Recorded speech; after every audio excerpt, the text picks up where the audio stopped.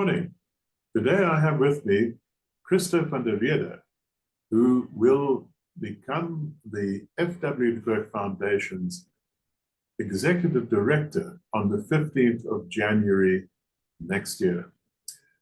We've been looking for an Executive Director for some time, and we are very, very happy that we finally managed to lure Christo into this very challenging job. But I would like to take this opportunity to find out a little bit more about Christo, find out where he comes from, what his experience is, what he thinks about the current situation, what he thinks the major challenges will be that he will confront after he takes over as the Foundation's Executive Director. Christo, tell us a little bit about yourself. Good day, Dave, and good day also to all of our viewers. I grew up along the west coast of South Africa on a Moravian missionary station. The little town's name is Goedverwacht, and it's got a very, very significant history in that the farm was bequeathed by the owner to the descendants of the slaves that worked on that farm. The Moravian church then eventually became the custodian, and all of us sort of were schooled in the traditions and the religious dogma of the Moravian church. And it's a church that goes back to the 1500s when Martin Luther started the Lutheran church. So it's a church with quite a long history. But it's also a church that laid a foundation of, funny enough, non-racialism. It was the first church in South Africa that converted the indigenous people in a town called Genadendal. And it, in effect, became the first Khoi church on the continent of Africa. Very profound history, very significant history, and obviously with that, the whole challenge of was it the right thing to impose your particular religion on the indigenous people. But be it as it may, we received excellent education. We received the support from the church, from the community. It enabled us to then attend high school. It enabled us to attend university. And yes, we were all actively, engaging in the struggle against apartheid. And for me, the most significant thing was when FW, as president at that stage, announced that the ANC will be unbanned, that we will negotiate a new constitution. That was for me one of the most profound,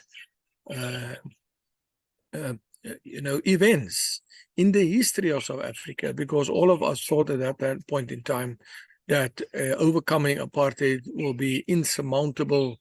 It's so complex, but he, drew a line in the sand and brought an end to it. And I think the foundation has a very, very important role, on the one hand, to nurture that legacy, and also grow that legacy, also to ensure that that legacy is known to the wider public out there. But at the same time, how do you translate that legacy into an instrument that can bring about greater reconciliation, that can bring about greater social justice, that can bring about a commitment, a renewed commitment to honor the values and the ideals of the national constitution, and by doing so, we improve the lives of all of our people. And this is what I think attracted me to the FW de Klerk Foundation. Christo, you spent the first years of your career as an educator, and you became principal of the school. I would imagine that must be one of the most difficult jobs in South Africa. Can you tell us a little bit about the experience that you've gained as being principal? I mean, you've got to be an administrator, you've got to be a psychologist, you've got to be a community worker, you have to be able to bring all of the parents together and the society together to bring about a successful school. Can you tell us a little bit about your experience there? I started my career as a teacher in 1986. Remember, that was also during the years of 1985 when we had huge upheavals in the country. And as a young student, I arrived at the school in Elsies River, and I had only one goal in mind due to, the fact that we were so politically conscious. That was to make sure that I use education as a tool to uplift people out of poverty, that I use it as a tool to develop people. And wow, what a tremendous, opportunity that was, because I started off as a music teacher. I brought instruments to school, trumpet, violin, flutes, created a little orchestra. We had operettas, took the kids to various events. I can remember we went to Kuburg at one stage to show them what, where our electricity comes from. Took them to the museum so they can get background of their history. Took them to various concerts where they performed as a choir. And many of those students today are in contact with me on social media, and they are all professionals. And that is what education is all about, to open up the young people's minds, to give them the necessary skills and knowledge to pursue a career, to improve their lives and the lives of those who follow after them, and also to help them get into a position where they can also earn an income and be part of the greater economy. So I then pursued my education career, continued my studies at the Stellenbosch University of Public School Leadership, and then I became a principal of a primary school. And I can remember when I walked into that school the first day, I was shocked when I saw the dilapidated circumstances. And I got the caretaker to come and clean up. We painted the classrooms, we painted the doors, we cleaned up the entire school. And when the teachers walked in, they were obviously in awe, and the children as well, because most of the kids came then from a nearby squatter camp, ironically with the name Happy Valley. Now, very little can be of happiness in a squatter camp, but I thought I want the school to become their alternative home, their alternative space of happiness. And there I instituted computer classes, because at that stage we all were introduced to computers, introduced sports facilities, introduced psychology services, introduced a ballet class, introduced a orchestra, all of these things aimed at uplifting the school. And then I started to write musicals about Happy Valley and about this young girl who lived in poverty and how she then used all of these opportunities to get out of poverty. I even wrote a musical about drug abuse, which a school in Worcester performed, and a school in the West Coast. All of these things as a teacher were aimed at developing disadvantaged communities. And that can only happen through committed and professional delivery of education to the poorest of the poor, and regardless of circumstances, to ensure that our kids get the very best. And the very best is not often beautiful schools and big sports facilities. The very best is a teacher that cares. And for me, that is the basic principle on which I pursue my career and my involvement in the bigger scheme of things, to care, and through caring to bring about opportunities for people. Christo, from there you went to the Afrikaanse Handels Institute, where you were a CEO.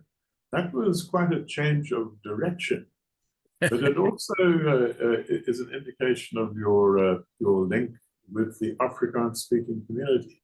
Can you tell us a Indeed. little bit about your work at the RHI? I was quite fortunate in that I was sort of headhunted to become the CEO, because at that time I completed my studies in business economics and business management, risk management at the business school of Stellenbosch. And I also completed my master's in public leadership and public administration. And people then ask, but, what will be your core function at the AHI, the Afrikaans Handels Institute? And I said that was to build an inclusive institution to ensure that people that were previously left out of the mainstream economy, that they become part of a business chamber, the local business chamber, and that they also learn and that we leverage the tremendous experience and tremendous power that are locked into the local business chambers. Remember, those business chambers were in charge of the towns.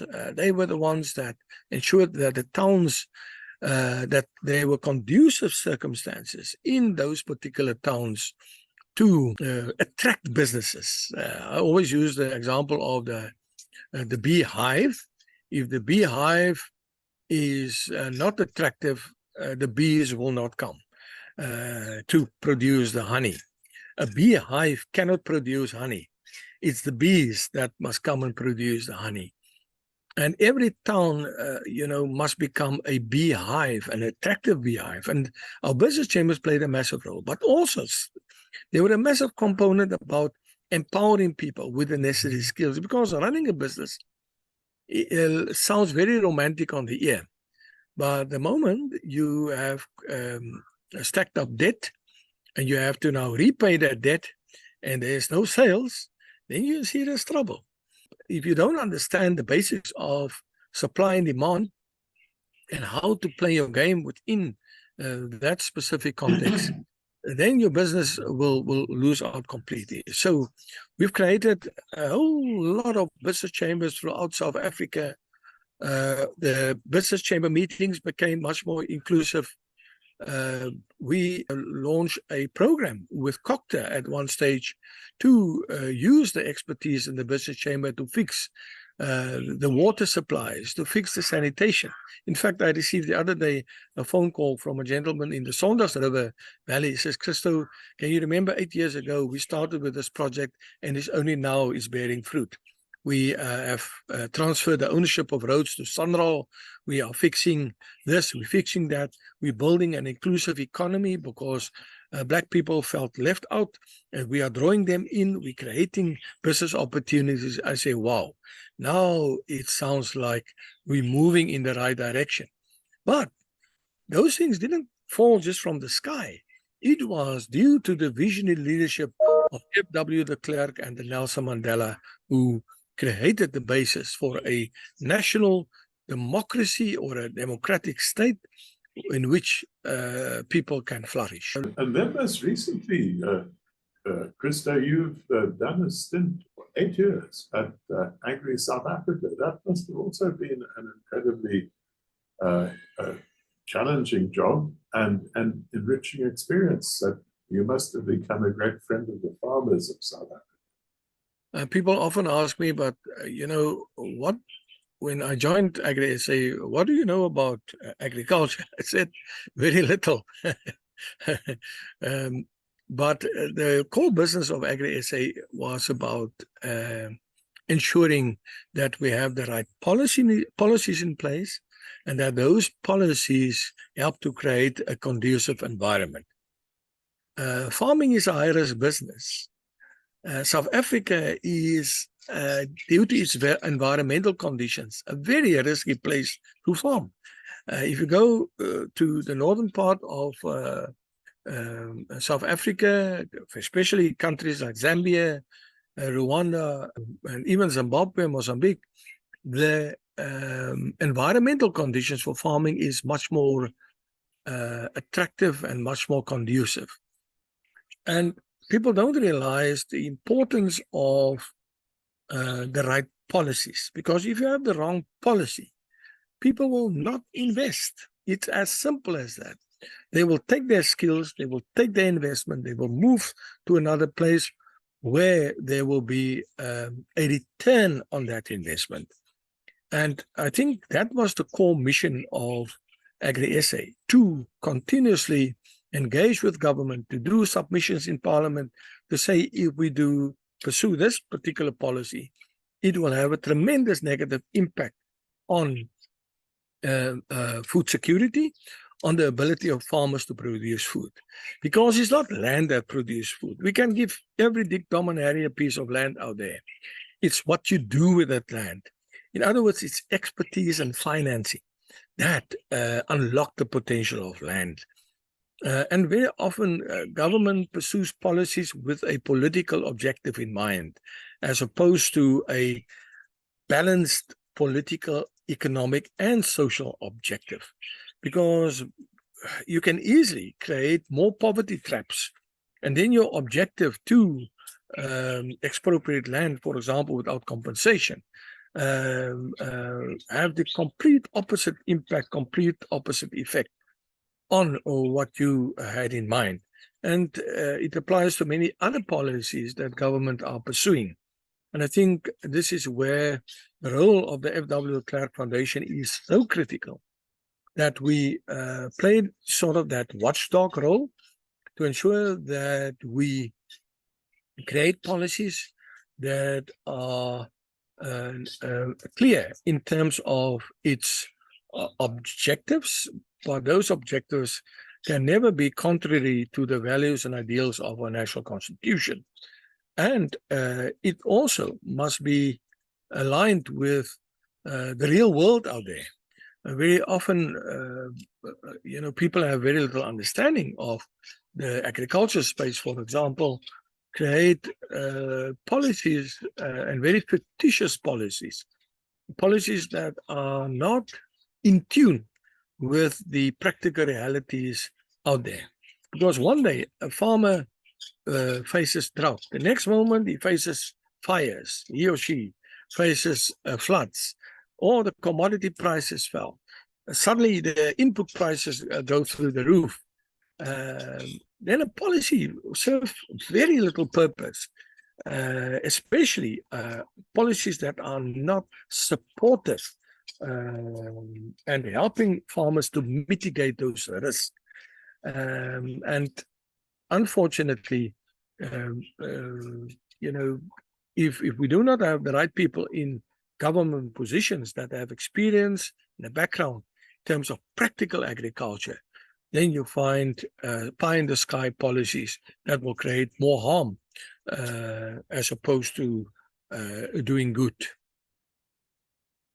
And then finally, Christo, what would you say are the three biggest challenges facing South Africa as we enter 2024? The biggest challenge is the breakdown of law and order. The fact that we have construction mafia, mining mafia, all kinds of groups running amok, the political murders that we've seen, these things are very, very worrisome, because once you allow those things to happen and there's no consequent management, or the police or the army becomes so hopeless that the people can just pursue their reign of terror, then we are in serious trouble. And I think that is something that we have to focus on, and it goes back to the national constitution, because the national constitution is very clear. We need to protect our citizens. That's why you have state agencies such as the police, such as your agencies that must ensure that people are prosecuted, your court system, that the judges remain objective, and that they stay true to the principles of constitutional jurisprudence, and more so that our correctional services, that they make sure that people do get the punishment that they deserve.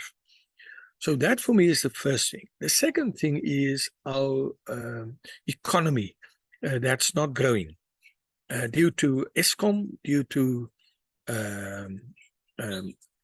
also Transnet, due to the fact that our roads are imploding, road infrastructure, due to the fact that our harbors are not working properly. And this is leading to disinvestment. This is leading to credit down or down rating of our credit, international credit score. It also leads to higher unemployment, and high unemployment obviously causes has a lot of unintended consequences.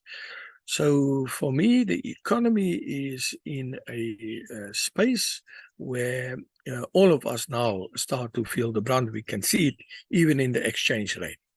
And then the third thing is the fact that our communities become more and more polarized, and communities become desperate.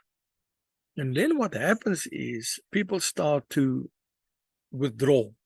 In other words, they move into spaces where they lull themselves into a false sense of security.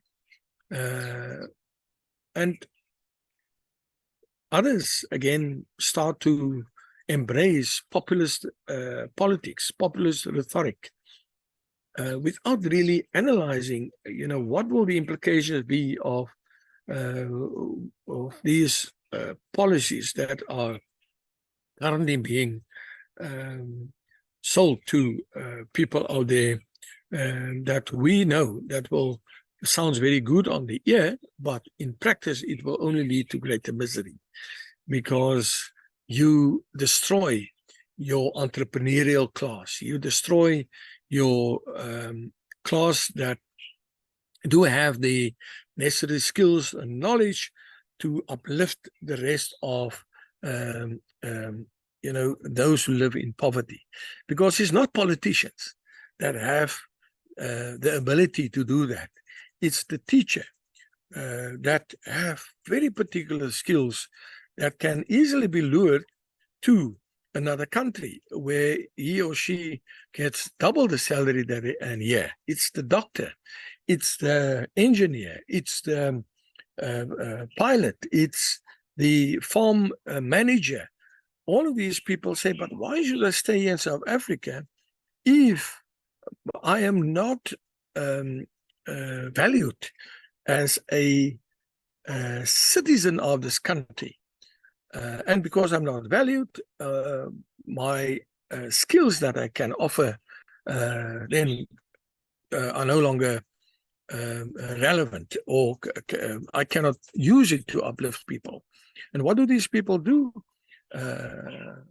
They apply for positions, but due to employment equity objectives, due to racial demographics, due to the fact that people are appointed in terms of very often their skin color and their political allegiance, they leave the country and they move somewhere else. And those countries get a benefit of people that we have trained and people that have been, the beneficiaries of bursaries that the state provide. And that even caused greater polarization between communities. So, as I said earlier, in summary, absolute lack of law and order. Secondly, stagnating economy. And thirdly, racial polarization. And the fact that we appoint people based on other criteria rather than their ability to uphold specific standards, also their ability to share their skills and take the rest of those who are trapped in poverty with them, rather than settle for mediocrity. And that for me is, a very, very big concern. And I think the Klerk Foundation can play a massive role in this space to say, wow, this is not where we should go.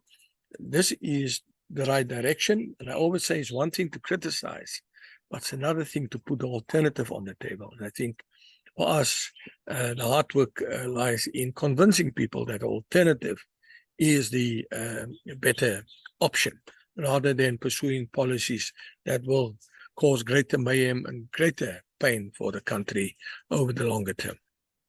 Well, Christo, thank you so much for sharing your ideas and your experience with us.